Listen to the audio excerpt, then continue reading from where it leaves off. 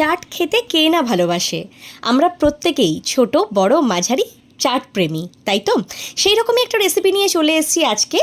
হ্যাঁ, আজকের রেসিপির নাম দই বড়া। তো প্রথমেই আমি 2 কাপ মতো বিউলির ডাল ভিজিয়ে 6-7 ঘন্টার মতো সোক করতে দিয়েছিলাম। তার পাশাপাশি আমি একটু তেঁতুল নিয়ে 1 বাটি জলের মধ্যে ভিজিয়ে রেখে দিয়েছিলাম। তেঁতুলটা সোক করে গেলে পাল্পটা বার করে নেব। এবার দই বড়ার উপরে যে মজাদার মশলাটা দেওয়া হয় সেটা বানিয়ে নিচ্ছি। আমি নিয়ে নিয়েছি 1 চামচ গোটা মৌরি, 1 চামচ গোটা জিরে, গোটা ধনে আর 2টো শুকনো লঙ্কা, আর দিয়েছি 1/2 টিস্পুন সল্ট। একটু ভালো করে সতে করে ঠান্ডা হয়ে যাওয়ার পরে মিক্সিতে আমি একটু ভালো করে গ্রাইন্ড করে নেব। হয়ে যাবে রোস্টেড একটা মশলা। এইবার যে 2 রকম চাটনির আমরা প্রেমী, তার মধ্যে একটা চাটনি এখনই বানিয়ে নেব, সেটা হচ্ছে লাল চাটনি। 2 কাপ মতো চিনি আমি তাওয়া গরম করে ক্যারামেলাইজ হতে দিয়েছিলাম, আর ফুটতে ফুটতে চিনিটা ঠিক একটা ব্রাউনিশ টেক্সচারে চলে এসেছিলো। তখনই আমি খুন্তি দিয়ে একটু ভালো করে নাড়িয়ে চাড়িয়ে নিচ্ছিলাম যতক্ষণ না চিনিটা একদম তরল হয়ে যায়। আর ওপর থেকে দেখো, দেখতে কিন্তু পুরো গুড়ের মতো লাগছে, তাই না? কিন্তু গুড় নয়, এটা কিন্তু চিনি, ক্যারামেলাইজ চিনি। এবার যখন ভালো করে ফুটে এরকম টাইপের একটা হলদেটে কালার হয়ে আসবে, তখন সামান্য একটু জল আমি দিয়ে দেবো ওপর থেকে। এবার চিনিটা খুব সুন্দরভাবে ফুটতে থাকছে। এরকম যখন ফুটতে থাকবে, খুন্তিটা দিয়ে ভালো করে সতে করে নেব। অ্যান্ড আফটার দ্যাট যে তেঁতুলের পাল্পটা আমি বার করে রেখেছিলাম, জলের মধ্যে সোক হয়ে গেছে দেখো কতটা, সেটা আমি আস্তে আস্তে ওর মধ্যে দিয়ে দিচ্ছি। এবার ভালো করে সতে করতে হবে, কিন্তু খুব সুন্দর করে। প্রথম দেখবে যে একটু জলের মতো পাতলা লাগছে, কিন্তু ঠান্ডা হওয়ার পর গ্যাস থেকে নামানোর পরে কিন্তু এটা অনেকটাই জমে যাবে।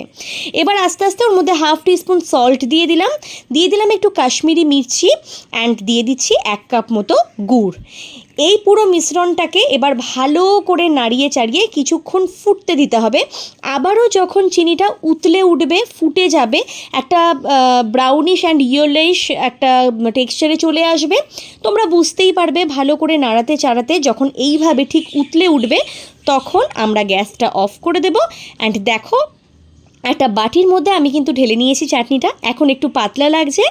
কিছুক্ষণ রেখে দেওয়ার পর, মোটামুটি 1 ঘন্টা পরে, চাটনিটা কিন্তু অটোমেটিক জমে যাবে আর একদম দোকানের মতো লাগবে। মেনওয়াইল আমি একটা কাচের কন্টেনারের মধ্যে কিছুটা আইস কিউব বার করে নিয়েছি। অ্যান্ড আমার যে বাড়িতে পাতা দইটা ছিল, আমি 3 কাপ মতো দই নিয়েছিলাম। আইস কিউব দিয়ে দইটাকে যখন তোমরা ফ্যাটাবে, তখন দেখবে দইয়ের যে এক্সট্রা ওয়াটারটা, সেটা কিন্তু আর বেরাবে না। আইস কিউব পুরো জিনিসটাকে ব্যালেন্স করে নেবে। তার মধ্যে দিয়ে দিচ্ছি সামান্য একটু চিনি, মোটামুটি ওই 1 টিস্পুন মতো। আমি 2 বার দিয়েছিলাম হাফ করে। এবার ভালো করে একটা হুইস্কারের মাধ্যমে কিন্তু আমি ওটাকে ফেটিয়ে নিচ্ছি। দই বড়াটা যেই দইটার মধ্যে চুবিয়ে রাখা হয়, এটাই সেই দইটা। যাই হোক, ফেটিয়ে নেওয়ার পরে এবার বানিয়ে নেব গ্রিন চাটনি। তার জন্য লাগছে একটু ধনেপাতা, একটু আদা কুচি, 3টে মতো কাঁচা লঙ্কা, একটু চাট মশলা, একটু বিট নুন, একটু সল্ট, আর নিয়েছি একটু দই। সবই আমি মোটামুটি 1 টিস্পুন করে নিয়েছিলাম। এবার পুরো জিনিসটাকে গ্রাইন্ডারের মধ্যে গ্রাইন্ড করে নিলে হয়ে গেল আমাদের রেড অ্যান্ড গ্রিন চাটনি। 2টো চাটনি আমাদের রেডি। এবার আমরা বড়াগুলোকে ভেজে নেব। এই যে বিউলির ডালটা আমি সোক করিয়ে রেখেছিলাম 6-7 ঘন্টা, সেটাকে আস্তে আস্তে আমি জলটা ঝাড়িয়ে ভালো করে মিক্সারে গ্রাইন্ড করে নেওয়ার পরে এবার যেটা করব, ঠিক দেখো, একটা এই ধরনের টেক্সচার, খুব পাতলাও না খুব মোটাও না, একটা ফ্লাপি টাইপের টেক্সচার এসছে। এবার ভালো করে হুইস্কারের মাধ্যমে আমরা কিন্তু ফেটিয়ে নেব।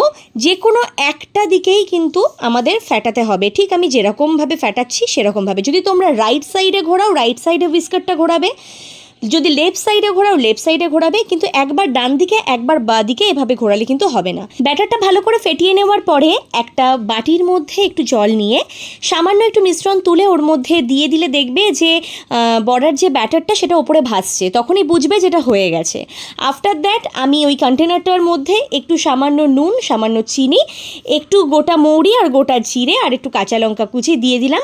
দিয়ে ভালো করে চামচের সাহায্যে আর একটু মিশিয়ে নিয়ে কিছুক্ষণ জাস্ট একটু রেস্টে রেখে এবার আমরা কি করব, একটা বাটির মধ্যে একটু জল নিয়ে সামান্য একটু নুন আর সামান্য একটু চিনি, মানে 1 টিস্পুন মতো নুন আর 1 টিস্পুন মতো চিনি দিয়ে একটা সুগার সিরাপ বানিয়ে সাইডে রেখে দেব।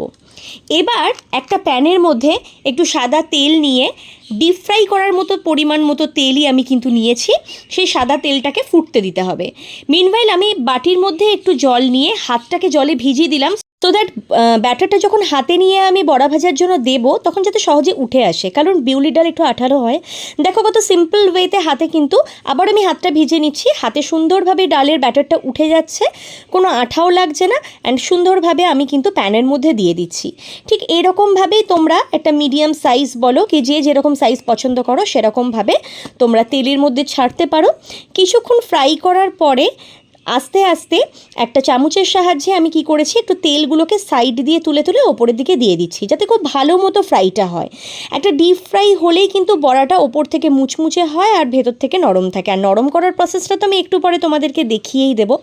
তো মোটামুটি ভাজা হয়ে যাওয়ার পরে আমি একটা পাশ উল্টে দিলাম, উল্টে দেওয়ার পরে দুদিকটা ভালো করে ভাজা হবে, অ্যান্ড ভাজা হওয়ার পরে আস্তে আস্তে আমি কিন্তু বড়াগুলোকে তুলে ওই যে মিষ্টি আর নুনের জলটা করে রেখেছিলাম সেটার মধ্যে দিয়ে দেব। যে কোনো রান্নার ক্ষেত্রে ডিপেন্ড করে এটাই যে তুমি কতটা সুন্দরভাবে আর কতটা প্রসেস ফলো করে রান্নাটা করছো, তাহলেই কিন্তু সমস্ত দিক থেকে রান্নাটা খুব সুন্দর হয় আর খেতেও খুব ভালো হয়। তো মোটামুটি ফ্রাই হয়ে যাওয়ার পরে আমি আস্তে আস্তে বড়াগুলোকে ওই নুন চিনি জলটার মধ্যে ডুবিয়ে দিচ্ছি, একটু ভালো করে চামচ দিয়ে প্রেস করে করে ভেতরে ডুবিয়ে দিলাম, তাহলে কি হবে জলটা ভালো করে সোক করবে। এইভাবেই আমরা আবার সেকেন্ড কোটটা ভেজে নিলাম। আমি মোটামুটি যা ডাল নিয়েছিলাম তাতে 2 কাপ মতো ডাল নিয়েছিলাম, আর তাতে আমার 16টা কি 17টা মতো বড়া হয়েছিল। এবার দেখো মোটামুটি বড়াটা রেডি।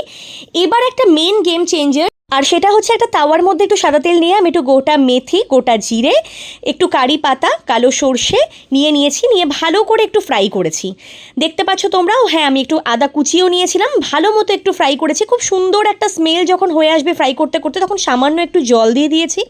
এবারে পুরো মিশ্রণটাকে আমি কি করব, একটু ফুটে গেলেই ওই যে চিনি আর নুনের জলটার মধ্যে বড়াগুলো ডুবিয়ে রেখেছিলাম তার মধ্যে ঢেলে দিচ্ছি। এতে খুব সুন্দর একটা স্মেল আসে, একটা ফ্লেভার আসে। আর কারি পাতার ফ্লেভার মানেই তো একটা বুঝতেই পারছো যে একটা সাউথ ইন্ডিয়ান স্টাইল এখানটাতেই চলে আসে। তো বেসিকলি কিন্তু যে কোনো দোকানে এই প্রসেসটা ফলো করা হয়, তোমরা বাড়িতে বানালে এইভাবেই ফলো করে করো। অ্যান্ড মোটামুটি 3 ঘন্টা সোক করে নেওয়ার পরে বড়াগুলো আমি 4টে মতো বড়া তুলে ওই যে দইয়ের ব্যাটারটা বানিয়ে রেখেছিলাম, চিনি দিয়ে মোটামুটি ফেটিয়ে রেখেছিলাম, তার মধ্যে 4টে বড়া আমি ডুবিয়ে রাখছি। একটু ডুবিয়ে ওপর থেকে স্পুনের সাহায্যে দইগুলোকে ভালো করে মাখিয়ে টাখিয়ে নিয়ে এবার একটা সার্ভিং প্লেটের মধ্যে বড়াগুলোকে আস্তে আস্তে ওই দইয়ের কন্টেনার থেকে তুলে নিলাম। তুলে এবার আস্তে আস্তে প্লেটটার মধ্যে বড়াগুলোকে রেখে এবার কিন্তু ডেকোরেশন করে সাজিয়ে নেওয়ার পালা। স্পুনে করে একটু দইও আমি আবার ওপরে দিয়ে দিলাম। আস্তে আস্তে এবার আমি চাটনিগুলো দিয়ে দেবো। দিয়ে দিচ্ছি ফার্স্টে যে গ্রিন চাটনিটা আমি করে রেখেছিলাম সেই গ্রিন চাটনিটা। একটা কথা বলে রাখি, এই গ্রিন চাটনিটাতে কিন্তু আমি রসুন অ্যাড করিনি, তোমরা চাইলে রসুন অ্যাড করতে পারো, আমি নিরামিষ ওয়েতে বানিয়েছি। এবার যে রেড চাটনিটা বানিয়ে রেখেছিলাম সেই রেড চাটনিটাও আস্তে আস্তে ওপর থেকে দিয়ে দেবো। জাস্ট কালারটা একবার ফলো করো, আমি রাতে ভিডিওটা করেছিলাম, তার মধ্যেই দেখো কত সুন্দরভাবে কালারটা এসছে। এবার ওপর থেকে দিয়ে দেবো সামান্য একটু চাট মশলা। অ্যান্ড একটা জিনিস আমি ক্লিপ তুলতেই ভুলে গেছি, সেটা হচ্ছে যেই মশলাটা সবার প্রথমে আমি বানিয়ে রেখেছিলাম গোটা মশলাগুলোকে গ্রাইন্ড করে, সেই মশলাটা ওপর থেকে আমি দিয়ে দিয়েছিলাম, কিন্তু সেটার আমি ক্লিপ নিতে ভুলে গেছি একদম। তারপরে দিয়ে দেবো একটু ঝুরি ভাজা অ্যান্ড একটু ধনে পাতা ওপর থেকে গার্নিশ করে দেবো। অ্যান্ড এটা হচ্ছে একটা মেন ইনগ্রিডিয়েন্ট, সেটা হচ্ছে ডালিম বা বেদানা, যেটা আমি সাউথ ইন্ডিয়াতে গিয়ে দেখেছিলাম যে ওরা কিন্তু এই ডালিম বা বেদানাটা দিয়েই সার্ভ করে। এটাতে কিন্তু দই বড়ার টেস্টটা আরও বেশি এনহ্যান্স হয়। জাস্ট দেখো একবার, এত সুন্দর লাগছিল দেখতে দই বড়াটা, আর যা সুন্দর টেস্ট হয়েছিল না, যাই বলো না কেন ঘরে বানানো জিনিসের কিন্তু টেস্টই অন্যরকম হয়। আর একটা জিনিস তোমাদেরকে বলা হয়নি, সেটা হচ্ছে তোমরা হয়তো এই ভিডিওগুলো 9 মিনিট 8 মিনিট 10 মিনিটে দেখো, কিন্তু এই টোটাল প্রসেসটা করতে আমার কালকে টাইম লেগেছিল 8 ঘন্টা। তাই এইটুকু এক্সপেকটেশন তোমাদের কাছে রাখতেই পারি যে ভিডিওটা যখনই তোমাদের চোখের সামনে আসবে একটা লাইক, একটা কমেন্ট, আর রেসিপিগুলো ভালো লাগলে একটু শেয়ার করবে সবার সাথে, আর চ্যানেলটা প্লিজ একটু সাবস্ক্রাইব করবে। এর থেকে বেশি কিছু চাওয়ার তোমাদের কাছে সত্যিই আমার নেই। আজকের ভিডিওটা কেমন লাগলো কেউ জানাতে ভুলো না। দেখা হবে আর একটা ভিডিওতে। আজকের জন্য এটুকুই।